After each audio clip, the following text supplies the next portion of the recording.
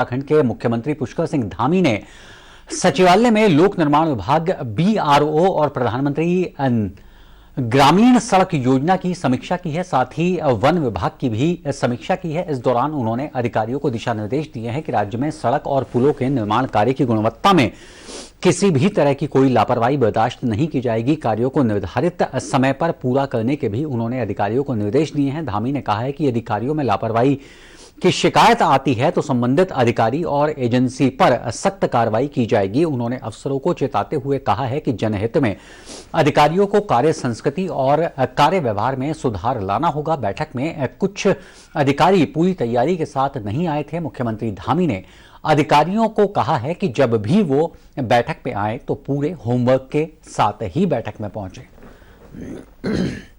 और हमारा प्रधानमंत्री ग्रामीण सड़क योजना के अंतर्गत जो सड़कें बनी हुई हैं उन दोनों ही विभागों की समीक्षा की है। साथ में वन विभाग की भी समीक्षा की है, जो कि अग्निशमन कैसे हो, और इसके साथ साथ जो हमारे यहाँ पर बहुत जगह पर चीड़ के जंगलों में आग लग जाती है उसको कैसे बुझाया जाए, गुलदार का जो आतंक है उसको कैसे कम किया जाए। साथ में भूस्खलन जो एक हमारे लिए बहुत बड़ी समस्या है। हर बार आपदा आती है, आपदा के समय में अलग अलग स्थानों पर अलग अलग प्रकार की मिट्टी होती है, उन सभी पर टास्क फोर्स बनाने के लिए और विशेषकर जो छोटे बच्चों को गुलदार ले जाते हैं उसके लिए वन विभाग द्वारा कोई नई योजना बनाई जाए, उसके संबंध में आज यहाँ पर हम लोगों ने विस्तार से चर्चा की है। और हमने कहा है कि निश्चित रूप से अगर इस पर जल्दी से जल्दी जो है उसकी कार्य योजना जो है वो लोग बना लें, और कहीं पर अगर कोई इस प्रकार के अधिकारी अगर जिम्मेदार पाए जाएंगे जहाँ पर भी हिला हवाली होगी तो उनको भी जिम्मेदार बनाया जाए। देखिए, मूल रूप से पहाड़ी प्रदेश है, पर्वतीय प्रदेश है, और यहाँ की जो मूलभूत आवश्यकताएं हैं, मूलभूत जरूरत है, और विकास को अगर हम ले जाना चाहते हैं, मूलभूत आवश्यकताओं की पूर्ति करना चाहते हैं तो उसके लिए सड़क जरूरी है। इसलिए हमने कहा कि मैं भी चैन से नहीं बैठूंगा और हमारे अधिकारीगण भी जब तक सड़क अंतिम व्यक्ति तक नहीं पहुंच जाएगी, अंतिम छोर तक नहीं पहुंच जाएगी, तब तक चैन से नहीं बैठेंगे। बैठक के बाद वन मंत्री सुबोध उनियाल और ग्रामीण सड़क और सैनिक कल्याण मंत्री गणेश जोशी ने क्या कुछ कहा है, आइए आपको सुनवाते हैं। फॉरेस्ट डिपार्टमेंट को कम्युनिटी के साथ उसका जुड़ाव हो और कम्युनिटी को जोड़ने वाली ऐसी योजनाएं बने ताकि लोगों की लाइवलीहुड से भी कहीं ना कहीं वन विभाग जुड़े। इसके लिए वन पंचायतों को मनरेगा से जोड़ने के मामले की वन पंचायतों को मनरेगा से किस तरह जोड़ा जाए। इसके साथ साथ जो भविष्य में जो सबसे बड़ा महत्वपूर्ण ये दिया है कि एक पीडब्ल्यूडी और बीआरओ और फॉरेस्ट डिपार्टमेंट की एक कोऑर्डिनेशन कमेटी बने जो लैंडस्लाइड रोकने पे काम करे, क्योंकि पहाड़ों में जिस तरह से लगातार लैंडस्लाइडिंग होती है और तमाम वन क्षेत्र भी कम होते जाता है, इससे आवागमन के साधनों पर भी असर पड़ता है, रास्ते ब्लॉक हो जाते हैं। तो पीडब्ल्यूडी, डीजीबीआर यानी बीआरओ और फॉरेस्ट डिपार्टमेंट इसको बैठ करके एक एक्शन प्लान बनाएगा ताकि इस तरह को जगह जगह स्लाइडिंग जोन को पहले आइडेंटिफाई किया जाए और उनको फिर वहाँ पर ट्रीटमेंट किया जा सके। आज हम 5 साल का मैंडेट हमारे को मिला है, इसलिए हम ये मैसेज देना चाहते हैं कि जो भी काम हो दुरुस्त हो, सही हो। और हमने ये भी कहा है कि माननीय मंत्री जी ने कि अगर कोई इसमें जिम्मेदार होता है तो उसकी जिम्मेदारी फिक्स की जाए। और अक्सर देखने में ये आता है कि मैंने ये बात कही वहाँ पर कि ठेकेदारों को मात्र जो कंट्रैक्टर काम करते हैं और उसकी जो समय सीमा में काम नहीं करते उनको मात्र नोटिस देकर निश्चित कर दी जाती है, 2 दिन नोटिस, 3 नोटिस। हमने कहा कि अगर ऐसे कोई ठेकेदार हैं तो उनको ब्लैक लिस्ट किया जाए और उसकी जगह अन्य लोगों को मौका मिले। और ताजा अपडेट के लिए हमारे साथ जुड़ चुके हैं राजधानी देहरादून से हमारे संवाददाता श्रीनिवास पंत। श्रीनिवास, मुख्यमंत्री ने विभागवार बैठक की है, तमाम अधिकारियों को बड़ा संदेश देने की कोशिश की है कि अपने कार्यों के प्रति वो जिम्मेदारी बरतें, अपने कार्य कुशलता को बढ़ाएं, अपने कार्य करने के तरीके में परिवर्तन लाए ताकि जनहित के कार्यों को कहीं भी ना रोका जा सके। क्या तमाम विभागवार मीटिंग लेने के बाद तमाम जो रोडमैप मुख्यमंत्री के सामने प्रस्तुत किए गए हैं उससे मुख्यमंत्री धामी संतुष्ट नजर आए?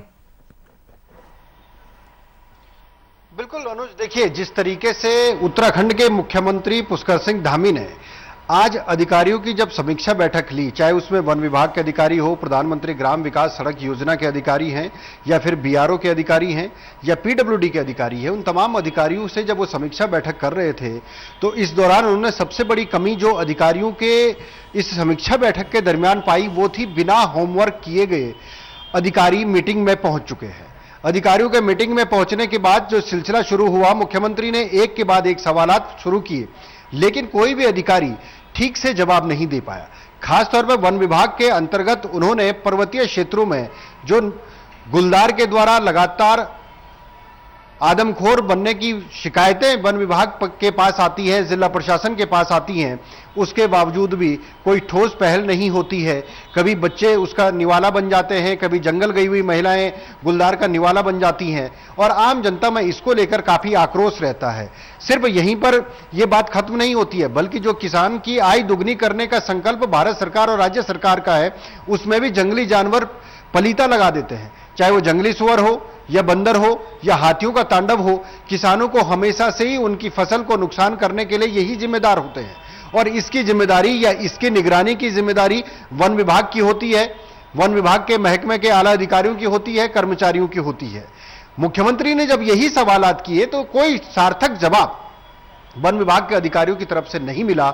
लिहाजा उन्होंने साफ तौर पर कहा है कि जो भी अधिकारी हैं वो इस बात को समझ लें कि संकल्प से सिद्धि तक का जो उन्होंने रास्ता सफर तय करना है, उसमें ईमानदारी और भ्रष्टाचार पर जीरो टॉलरेंस की नीति के साथ साथ डिलीवरी सिस्टम 100% सही होना चाहिए।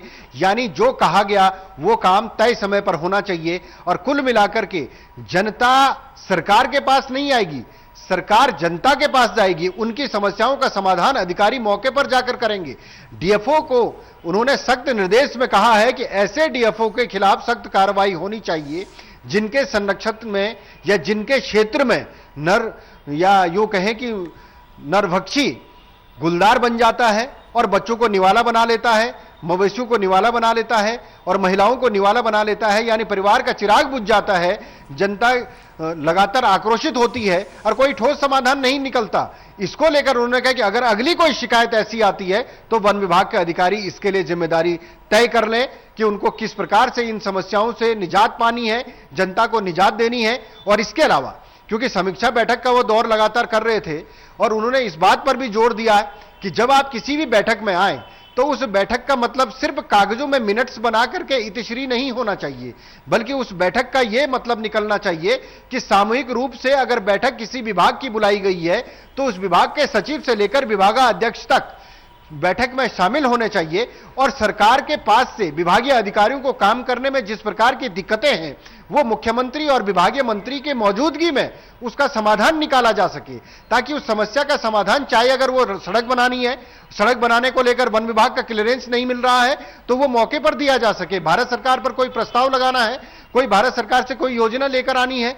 या कोई क्लियरेंस भारत सरकार के वन एवं पर्यावरण मंत्रालय में है या किसी दूसरे मंत्रालय में है तो उसका समाधान मुख्यमंत्री स्तर से निकाला जाएगा। लेकिन यह तभी संभव होगा जब अधिकारी होमवर्क करने के साथ ही विभागीय बैठक में या समीक्षा बैठक में अपनी रिपोर्ट के साथ होमवर्क करने के बाद बैठेंगे।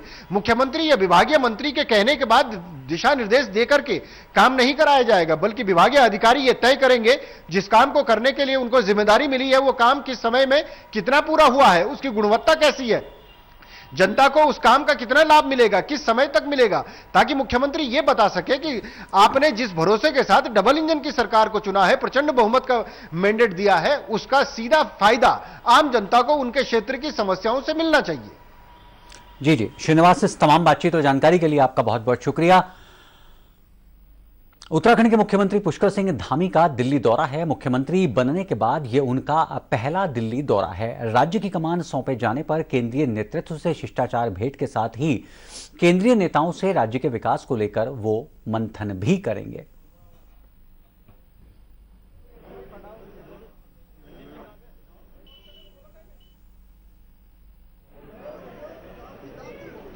तो एक बार फिर से बता दें कि मुख्यमंत्री पुष्कर सिंह धामी दिल्ली दौरे पर जाने वाले हैं। मुख्यमंत्री बनने के बाद ये उनका पहला दौरा है और राज्य की कमान सौंपे जाने पर केंद्रीय नेतृत्व से शिष्टाचार भेंट के साथ ही केंद्रीय नेताओं से राज्य के विकास को लेकर भी वो मंथन करेंगे।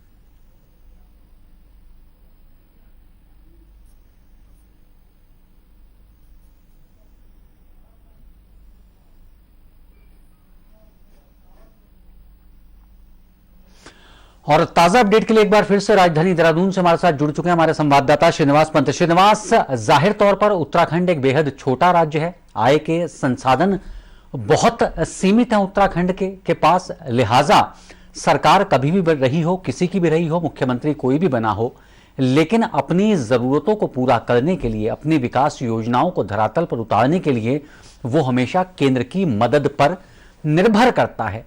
अब एक बार फिर से मुख्यमंत्री दोबारा बनने के बाद में पुष्कर सिंह धामी दिल्ली पहुंच रहे हैं। किन योजनाओं को लेकर, किन उम्मीदों के साथ वो दिल्ली में तमाम केंद्रीय नेताओं से मुलाकात करेंगे? बिल्कुल, देखिए अनुज, जिस तरीके से उत्तराखंड के युवा मुख्यमंत्री पुष्कर सिंह धामी दूसरी बार का नेतृत्व संभाल रहे हैं और उनकी जिम्मेदारी है कि अब प्रचंड बहुमत का जो डिलीवरी सिस्टम है वो जनता को उस विश्वास में कन्वर्ट कराना है जिस विश्वास के साथ जनता ने भारतीय जनता पार्टी को एक बार सत्ता सौंपी है। यानी विकास की तमाम योजनाओं की सौगात उत्तराखंड की जनता को मिलनी है। और जैसा आपने कहा कि उत्तराखंड में विकास की योजनाओं को धरातल पर उतारने के लिए बड़े भारी भरकम बजट की आवश्यकता है और राजस्व की जो प्राप्तियां हैं वो उतनी नहीं है उसके सापेक्ष में, उसके लिए दिल्ली पर निर्भर रहना पड़ता है। और मुख्यमंत्री पुष्कर सिंह धामी का दिल्ली दौरा इसी बात का संकेत देता है कि चाहे वो प्रधानमंत्री ग्राम सड़क योजना की बात कर ले या प्रधानमंत्री से मुलाकात के बाद उत्तराखंड के लिए किसी सौगात के रूप में किसी योजना को स्वीकृत कराने की बात कर ले, या फिर संगठन के लिहाज से किस प्रकार का आगे चुनाव होने वाला है उसको लेकर के बात है, तो ये इन तमाम बातों का ब्यौरा ऐसी मुलाकातों से कंक्लूजन पर पहुंचता है, निष्कर्ष पर पहुंचता है। और जब जब किसी भी मुख्यमंत्री का भारत सरकार के मंत्रियों से मुलाकात होती है तो जाहिर सी बात है उस क्षेत्र की समस्याओं का निराकरण का एक रास्ता आगे बढ़ता है। और डीपीआर जो भारत सरकार में प्रस्तावित होती है, जो क्लियरेंस में फंसी हुई फाइलें होती हैं, उसका निपटारा हो जाता है। इसी कड़ी में उत्तराखंड के मुख्यमंत्री का दूसरी बार मुख्यमंत्री बनने के बाद दिल्ली का यह दौरा खासा अहम माना जा रहा है, क्योंकि वो संगठन के लिहाज से उनको चुनाव लड़ना है तो जाहिर सी बात है संगठन के लिहाज से भी यह बेहतर दौरा है। और इसके अलावा हम अगर सरकार के लिहाज से बात करें तो उत्तराखंड सरकार भारत सरकार से जितना भी सहयोग लेना चाहेगी, भारत सरकार के तमाम काबीना मंत्री उत्तराखंड सरकार को और खासतौर पर मुख्यमंत्री पुष्कर सिंह धामी को यह आश्वस्त कर चुके हैं कि किसी भी योजना के लिए कभी भी वित्तीय जो स्वीकृतियां हैं उसमें लेट लतीफी नहीं होती। उत्तराखंड के लिए भारत सरकार और प्रधानमंत्री का और इसके अलावा कैबिनेट मंत्रियों का पूरा सहयोग हमेशा से मिलता रहा है। और इस बार भी यही उम्मीद की जा रही है कि उत्तराखंड के मुख्यमंत्री की तमाम मुलाकातें उत्तराखंड के लिए काफी कुछ अच्छा संदेश और अच्छी सौगात लेकर आएगा। जी श्रीनिवास, इस जानकारी के लिए आपका बहुत बहुत शुक्रिया। यहां वक्त हो चला एक छोटे से ब्रेक का। ब्रेक के उस पार भी खबरों का सिलसिला जारी रहेगा। आप चलते रहिए सहारा समय के साथ।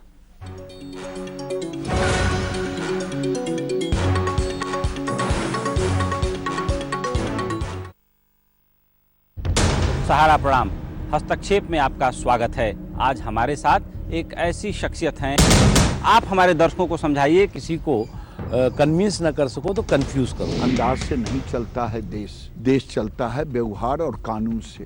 और बीमारी तो किसी को पूछ के नहीं आती, वो गरीब को भी आती है और अमीर को भी आती है। और नए भारत को बनाने के लिए जो रास्ता है वो जल समृद्धि के मार्ग से जाता है। अगले 3 महीने तक मजदूर से वो पैसा नहीं ले रहे हैं। जो सत्ताएं हैं वहाँ पर उनसे पूछा क्या आपने कि भाई आपने इनको पैदल क्यों चलने दिया? जनरल साहब, सहारा न्यूज नेटवर्क एकलौता ऐसा चैनल है हमारे चैनल का नाम है सहारा, इसीलिए मैंने दे दिया था कोरोना गो ये नारा। क्योंकि पर्यटक के लिए सबसे जरूरी होती है भरोसा और सेफ्टी। बिल्कुल, ये सारे फॉरेनर होने के बाद भी हम किसी का कम्युनिटी ट्रांसमिशन नहीं हुआ। महामारी में हम लोग तुरंत जाके उलझ गए हैं, ये तो कहा जा सकता है कि सर मुड़ाते ओले पड़े। तो एक तरीके से हमारे कम्युनिटी में एक सेंस ऑफ रिस्पॉन्सिबिलिटी भी था जो पब्लिक ने काफी सपोर्ट किया। आपको जानकारी के लिए मैं कहना चाहूँगा जी कि यहाँ रिकवरी रेट भी बड़ी तेजी से होगी। नॉर्थ ईस्ट उनके कितना नजदीक है, कोरोना धोखा नहीं रहना है अगर अपने भीतर का शौर्य को जगा। यह कोई दैवी आपदा है, प्रकृति नाराज है या इंसान की कोई बड़ी भूल है? मैं जो देख रहा हूँ ये प्रकृति का एक संकेत है।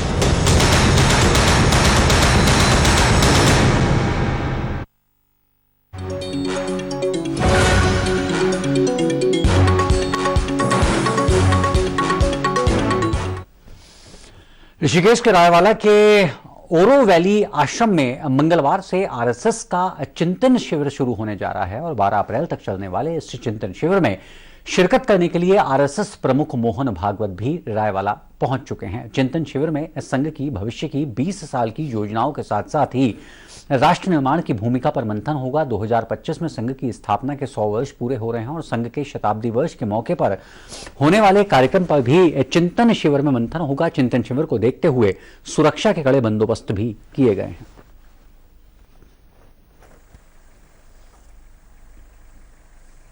हल्द्वानी में नगर निगम का अतिक्रमण हटाओ अभियान जारी है। सोमवार को मंगलवार पड़ाव स्थित मछली बाजार का अतिक्रमण पूरी तरह से ध्वस्त किया गया है। नगर आयुक्त पंकज उपाध्याय का कहना है कि 32 दुकानों को ध्वस्त करने के लिए चिन्हित किया गया था, जिसमें 4 दुकानों को भी नहीं तोड़ा गया है। नगर आयुक्त का कहना है कि पहले इन दुकानों के बारे में पूरी छानबीन की जाएगी और उसी के बाद कोई कार्रवाई की जाएगी। हालांकि अतिक्रमण हटाने की कार्रवाई के दौरान पुलिस ने हल्द्वानी के विधायक सुमित हृदेश को नजरबंद कर रखा था।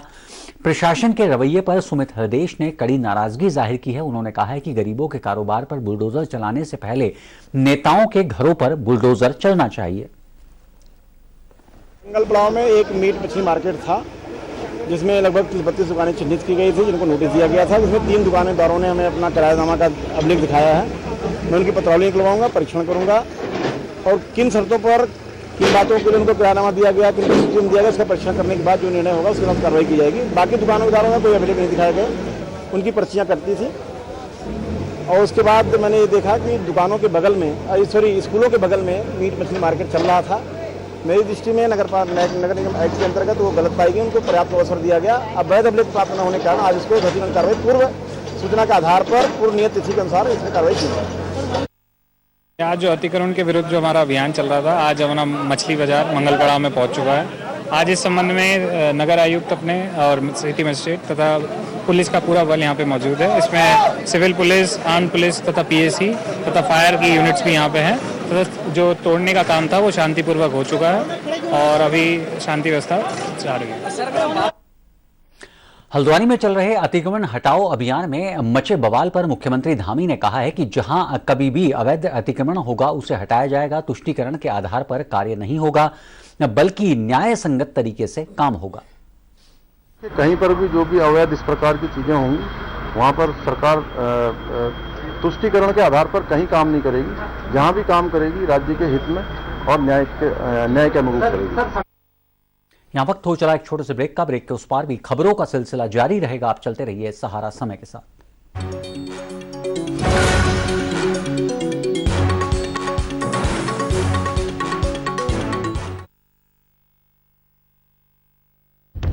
सहारा प्रणाम। हस्तक्षेप में आपका स्वागत है। आज हमारे साथ एक ऐसी शख्सियत हैं, आप हमारे दर्शकों को समझाइए। किसी को कन्विंस न कर सको तो कंफ्यूज करो। अंदाज से नहीं चलता है देश, देश चलता है व्यवहार और कानून से। और बीमारी तो किसी को पूछ के नहीं आती, वो गरीब को भी आती है और अमीर को भी आती है। और नए भारत को बनाने के लिए जो रास्ता है वो जल समृद्धि के मार्ग से जाता है। अगले 3 महीने तक मजदूर से वो पैसा नहीं ले रहे हैं। जो सत्ताएं हैं वहाँ पर उनसे पूछा क्या आपने?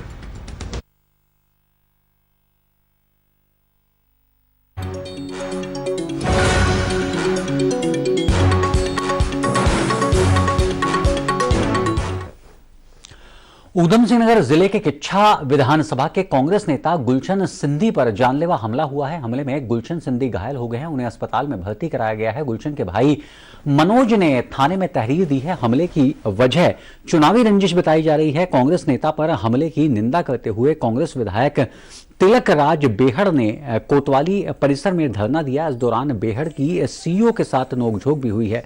मनोज की तहरीर पर पुलिस ने मुकदमा दर्ज कर आगे की कार्रवाई शुरू कर दी है। मेरे बड़े भाई हैं गुलशन कुमार सिंधी, उनके ऊपर आज जानलेवा हमला हुआ है। शाम करीब 5:30 बजे रोडवेज बस स्टैंड के पास कुछ गुंडों ने घेर कर उन्हें सब तरफ से रॉडों से, तमंचों से उनके ऊपर बहुत भयंकर तरीके से जानलेवा हमला किया और उनके हाथ और पैर और गर्दन की हड्डियां तोड़ दी हैं। ये घटनाक्रम मेरे साथ हुए 12 फरवरी के वाक़ये के साथ जुड़ा हुआ है। 12 फरवरी को मेरे ऊपर एक जानलेवा हमला हुआ था, जिसकी तहरीर मैंने यहाँ पे दी थी और उसी तहरीर में मैंने ये रिकॉर्डिंग भी सुनाई थी कि मेरे परिवार को 15 मार्च के बाद जान से मारने की धमकी दी गई थी। मैं कहा गया था कि तुम्हारे भाई गुलशन के हाथ पैर तोड़ देंगे। ये वही घटनाक्रम है, उसी से जुड़ा हुआ घटनाक्रम है। ये राजनीतिक देश ये है और कुछ नहीं। पर 2 घंटे हो गए, कोई कार्रवाई नहीं हुई। ना ही कोतवाल ने फोन उठाया, लगातार बिजी फोन उनका जा रहा था। मैंने 2 घंटे तक कोशिश की उनसे बात करने की, सीओ से बात करने की, पर इन लोगों ने कोई फोन नहीं हमारे अटेंड किए। एक कप्तान साहब के अलावा किसी ने हमसे बात नहीं की, और कप्तान साहब से भी हमने रिक्वेस्ट की है कि इस तरह की घटना हुई है, इसमें कार्रवाई होनी चाहिए। और 2 घंटे हो गए, अस्पताल में भी कोई देखने के लिए मरीज को नहीं गया। इस समय उसके हालत, दोनों पैर तोड़ दिए गए हैं, कुल्ला तोड़ दिया गया है, कंधा तोड़ दिया गया है, रोडें मारी गई हैं, रोडों से उसको घायल किया गया है। ये खुलेआम गुंडागर्दी है, और ये कहकर मारा गया कि तुम राजनीतिक बहुत चुनाव लड़ाते हो, बहुत राजनीतिक तुम्हें चुनाव लड़ाने की वो है, तो उसको टारगेट करके मुझे जानबूझकर उसके ऊपर हमला किया गया है। और इसको लेकर हम चुप करके बैठने वाले नहीं हैं, चाहे हमें किसी स्तर पर जाना पड़े। ऊधम सिंह नगर के जसपुर के भगवंतपुर चौराहे पर पशु मांस फेंके जाने की खबर के बीच स्थानीय लोगों ने मांस फेंकते हुए एक व्यक्ति को पकड़ लिया और पूर्व विधायक शैलेंद्र मोहन सिंगल मौके पर पहुंच गए। आरोपियों पर कार्रवाई की मांग और बूचड़खाने बंद करने की मांग की गई है। मौके पर पुलिस के अधिकारी भी पहुंच गए। अपर पुलिस अधीक्षक चंद्रमोहन सिंह का कहना है कि मामले की जांच की जा रही है और उसी के आधार पर कार्रवाई की जाएगी। पशु का जो पेट का जो कचरा होता है, आंते वगैरह इस तरह से, उसमें उसको कैरी कर रहा था डिस्ट्रॉय करने के लिए, कहीं फेंकने के लिए। तो इसमें सूचना मिली कि इसमें ये अवैध मांस है या कुछ इस तरह का। तो इसमें कुछ लोग भी एकत्रित हुए और उनके द्वारा जो है आपत्ति जाहिर की गई। तो यहाँ पर पुलिस बल पहुँचा, तो हमने वहाँ पर वेटनरी डॉक्टर को बुला लिया है और उसमें अभी जाँच जारी है। वेटनरी डॉक्टर सैंपल ले रहे हैं और फिर उसमें सैंपल के हिसाब से जो भी होगा उसके हिसाब से कार्रवाई की जाएगी। कि अवैध बूचड़खाने जसपुर में चल रहे हैं। यूपी के अंदर पुलिस प्रशासन जो है वहाँ पर सब बंद हो गए, तो अब जसपुर में चलने लगे हैं। यहाँ से सप्लाई हो रहा है मीट, जगह जगह घर घर में बूचड़खाने बन गए। अब कहीं ना कहीं प्रशासन ऐसा प्रतीत हो रहा है कि यहाँ का जो LIU है, खुफिया तंत्र है, सब फेल है। यहाँ पर जो चौकी है उससे कहीं ना कहीं मिलीभगत नज़र आ रही है, जिसमें व्यापक तरीके से कार्य हो रहे हैं। तो ये प्रथम दृश्यता बिल्कुल गौ हत्या का मामला है और इस पर कार्रवाई कराने की हमारी मांग है। उच्च अधिकारी आ रहे हैं, देखते हैं क्या होगा। देहरादून से लगे हरिद्वार के हरिपुर कला कस्बे के ग्रामीणों ने राजाजी टाइगर रिजर्व की मोतीचूर रेंज के अधिकारियों के सामने अपने गुस्से का इजहार किया है। दरअसल राजाजी टाइगर के मोतीचूर रेंज से गुजरने वाले मार्ग को बंद किए जाने से ग्रामीण गुस्से में हैं। इस मार्ग को बंद किए जाने से ग्रामीणों को देहरादून और ऋषिकेश जाने के लिए लंबा सफर तय करना पड़ रहा है। सबसे ज्यादा परेशानी बुजुर्गों और स्कूल जाने वाले बच्चों को उठानी पड़ रही है। ग्रामीणों का कहना है कि इस क्षेत्र में 1 महीने से तेंदुए का आतंक बना हुआ है, लेकिन तेंदुए को अभी तक नहीं पकड़ा जा सका है। मोतीचूर रेंज के अधिकारियों ने ग्रामीणों को उनकी समस्या हल करने का आश्वासन दिया है। हमारी एक तो सर्विस रोड जो हमारी बंद कर दी गई है वन विभाग द्वारा, खाई खोद दी गई है, उसमें आम जनों को बहुत ज़्यादा, ग्रामीण जनों को बहुत ज़्यादा समस्या हो रही है। बच्चों को स्कूल जाने में अतिरिक्त सफ़र करना पड़ रहा है। और दूसरी समस्या हमारी जो है, लगातार हमारे क्षेत्र हरिपुर कला में गुलदार का आतंक बढ़ रहा है। हमारी पाल बस्ती हो गई, भगत सिंह कॉलोनी हो गई, लगातार वहाँ मवेशियों को निशाना बनाया जा रहा है। उन्हीं 2 समस्याओं को लेकर के हम आज मोतीचूर रेंज में रेंजर साहब से मिलने आए। अतिशीघ्र पाल बस्ती में और दोनों जगहों पे जो है वो पिंजरा लगाया जाएगा। उसके बाद हमने सोलर फेंसिंग का भी विषय रखा है, तो उन्होंने कहा उसके बाद सोलर फेंसिंग को भी उसमें थोड़ा समय लगेगा, उसको भी कराया जाए। सम्मानित जनता आई थी, क्योंकि जो ये फ्लाईओवर बन जाने के बाद जो पुराना मार्ग है वो बंद हो गया है, तो काफ़ी उन्हें परेशानियों का सामना कर रहे हैं। उन्होंने अपना एक ज्ञापन दिया है, इस पर सकारात्मक रूप से बात करते हुए उच्च स्तर को प्रेषित किया जाएगा। सब प्रकरण भी कुछ गुलदार में तो जो है लगातार गश्त भी हम बढ़ाई रहे हैं वहाँ, और उसमें जो है हमने जो है ये पिंजरे के लिए करेंगे अनुमोदन, कि पिंजरा लगाने की हमें अनुमति मिल जाए वहाँ पर। तो फिलहाल इस बुलेटिन में इतना ही। ताज़ा तरीन खबरों के लिए आप लॉगिन कर सकते हैं हमारी वेबसाइट samalive.com।